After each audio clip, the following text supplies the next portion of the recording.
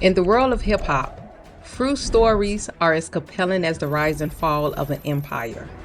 Today we're peeling back the layers of Damon Dash, co-founder of Roc-a-fella Records' dramatic journey as he is now forced to liquidate his final holdings amidst an $823,000 debt.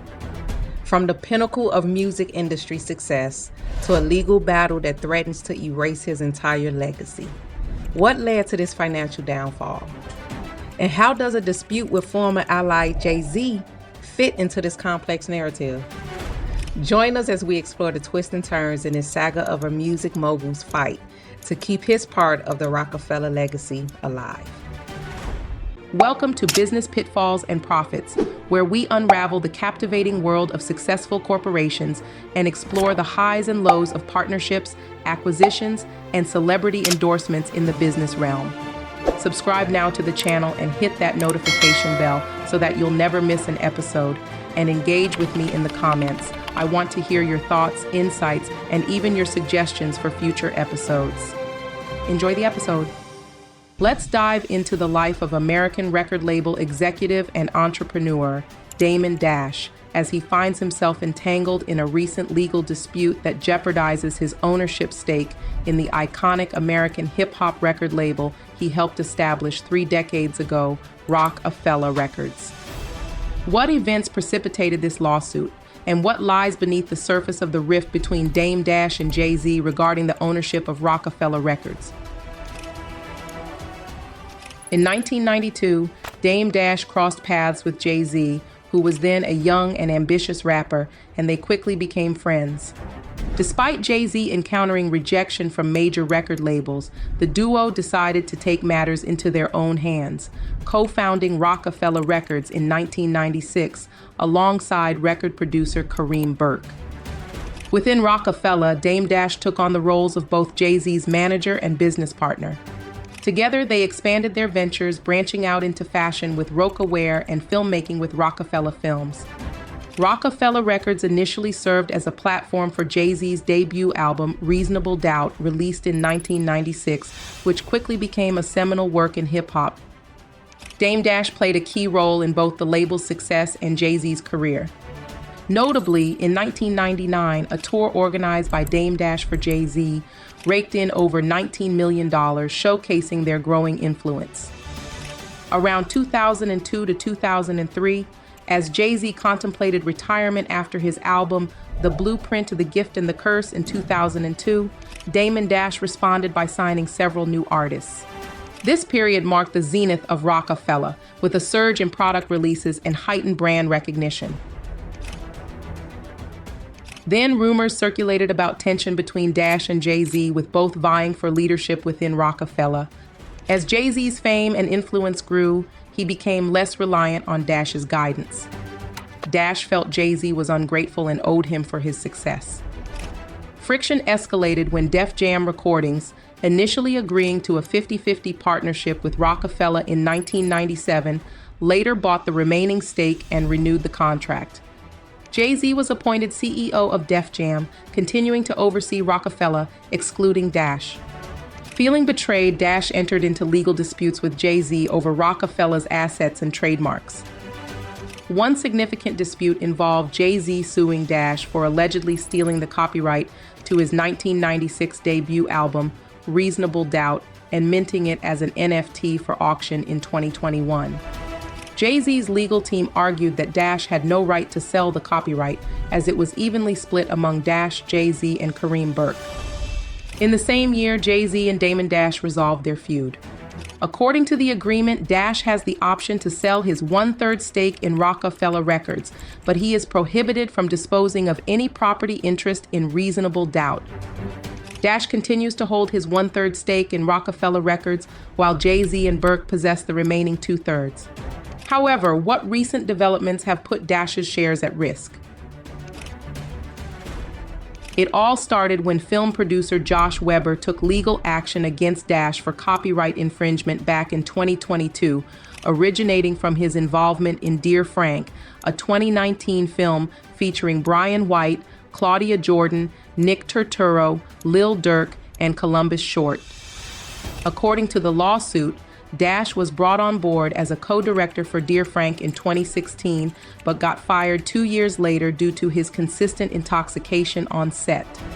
Following Dash's dismissal, Weber alleges that Dash peddled Dear Frank to various networks, including BET, rebranded as The List to evade suspicion. In September 2022, a judge sided with Weber, ordering Dame to pay $30,000 to Muddy Water Pictures for copyright infringement, along with $125,000 in punitive damages. Furthermore, Weber was granted $400,000 in compensatory damages for defamation, and another $250,000 in punitive damages to be paid by Dame. Following the court ruling, Dash took to social media to respond, reluctantly accepting the outcome while maintaining his claim of creative ownership over Dear Frank. Sometimes you have to lose battles to win the war. Stay tuned. Don't even dare to say you directed my movie, he posted on Instagram. Despite the verdict, Dame remained adamant about not settling the financial obligations. This stance prompted Weber to push for Dash's assets, including his shares in Roc-a-fella, to be seized to settle the debt.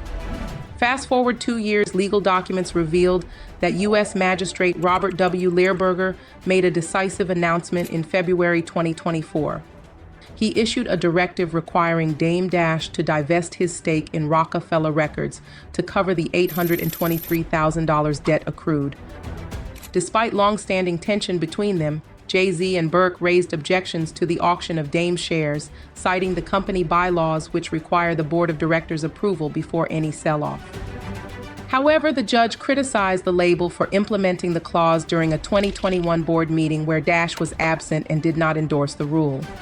The judge ruled that Dash's share qualifies as a personal asset subject to seizure for debt repayment and authorized the sale.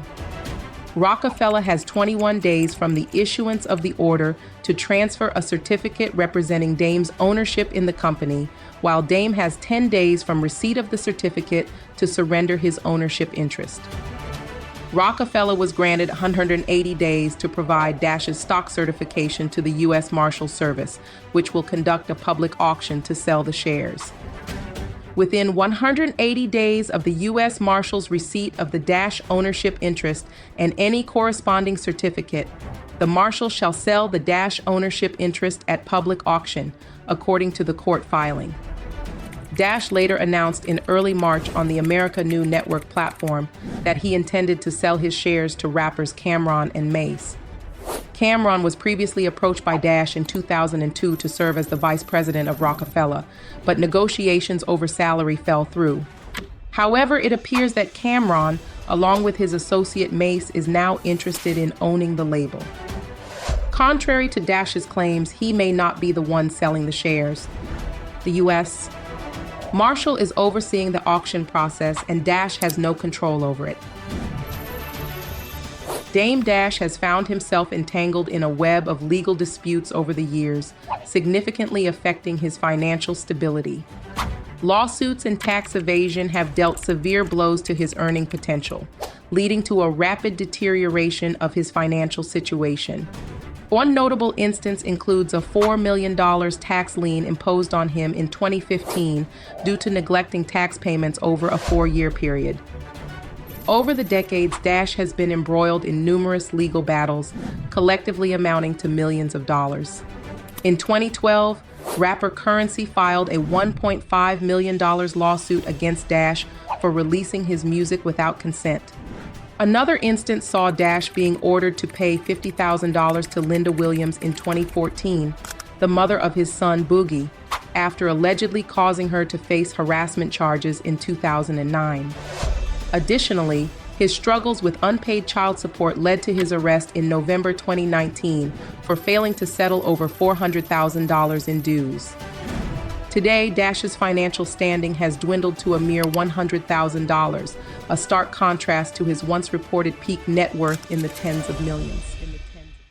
I hope you enjoyed this episode of Business Pitfalls and Profits. If you like this video, don't forget to hit that like button and subscribe so you don't miss our next one. Last but most importantly, don't forget to like and share this video with fellow entrepreneur advocates. Until next time, stay curious.